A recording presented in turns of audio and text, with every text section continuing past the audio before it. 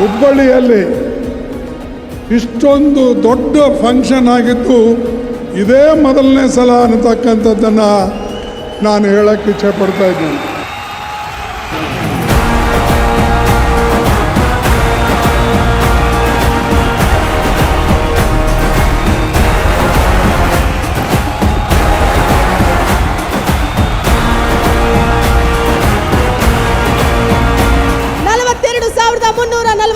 ಮನೆಗಳ ಲೋಕಾರ್ಪಣೆ ಡಿಜಿಟಲ್ ಮೂಲಕ.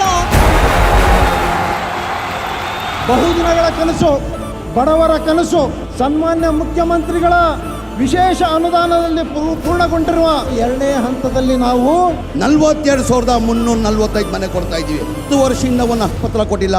ಇವತ್ತು ನಾವು 20,359 ಹಕ್ಕುಪತ್ರಗಳು ಇಡೀ ರಾಜ್ಯದಲ್ಲಿ ಹಕ್ಕುಪತ್ರಗಳು ಕೊಡ್ತಾ ಇದ್ದೀವಿ. 5 ವರ್ಷ ನಾವು ಅಧಿಕಾರದಲ್ಲಿದ್ದಾಗ 14,58,000 ಮನೆಗಳನ್ನು ಕಟ್ಟಿದ್ದು. ಇದೇ ಜಮೀರ್ ಅಹಮದ್ ಖಾನ್ ಅವರು ವಸತಿ ಸಚಿವರಾದ ಮೇಲೆ ನಾವು ಈ ಸಾರಿ ಅಧಿಕಾರಕ್ಕೆ ಬಂದ ಮೇಲೆ ಸುಮಾರು 36,789 ಮನೆಗಳನ್ನು ಮೊದಲನೇ ಹಂತದಲ್ಲಿ ಕಟ್ಟಿದವು.